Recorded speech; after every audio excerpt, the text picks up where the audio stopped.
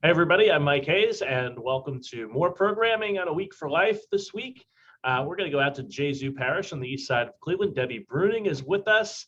We're going to talk a little bit today about something I don't really know all that much about, so it's great. I'm going to learn today, adaptive services. So Debbie, tell me a little bit about your ministry and what it is that you do.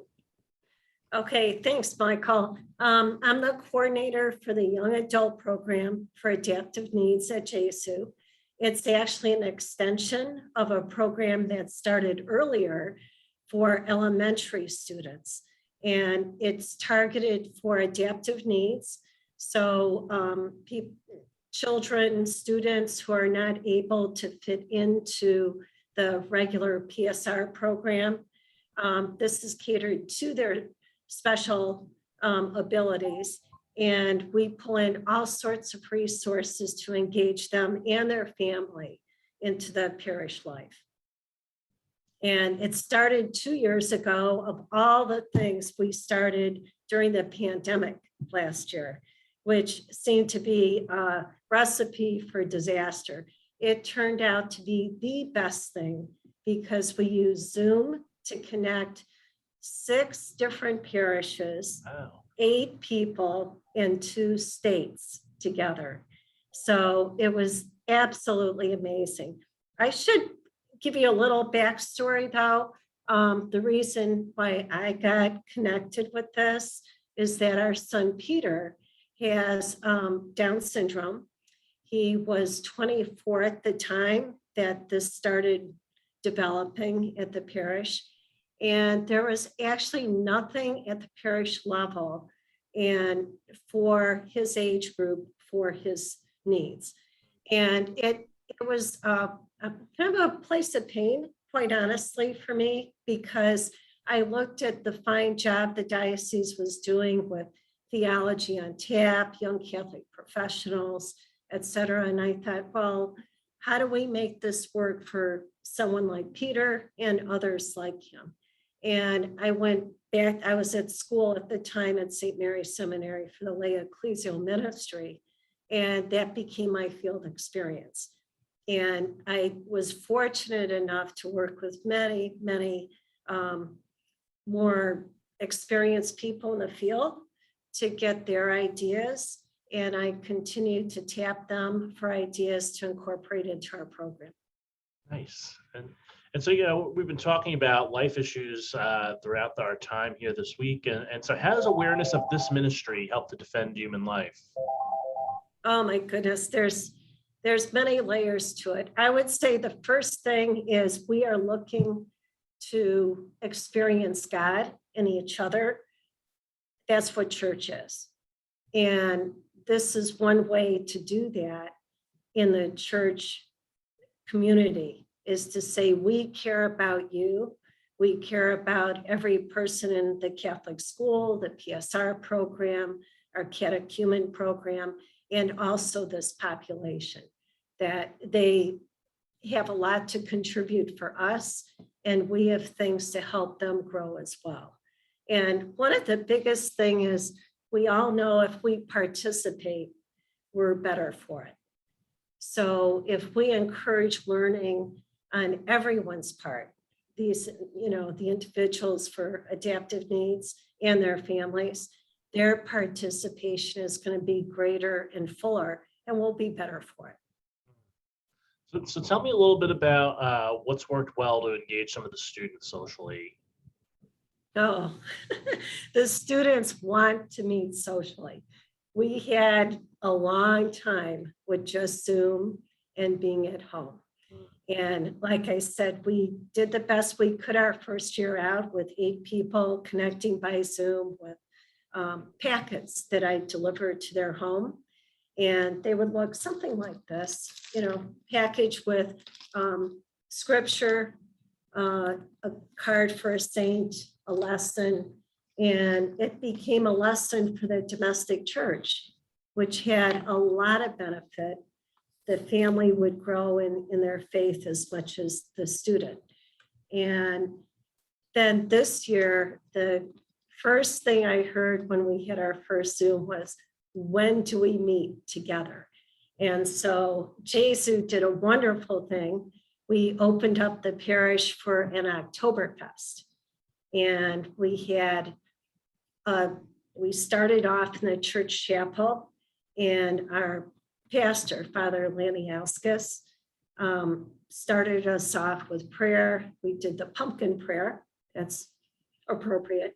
And then the students went down to Macaulay Hall, and we had a band that offered their services to just play so everybody could have a good time.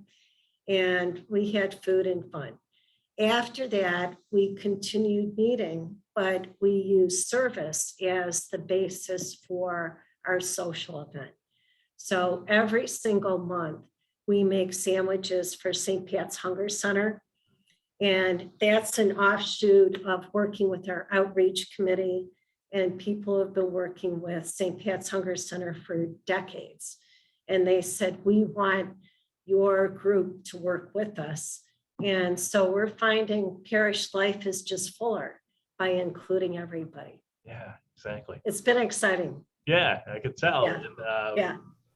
And, so what happens, not everything's a home run in ministry, I like to say. So what happens like if a program isn't working out for a particular student, or they need they have different needs than maybe you've been looking at?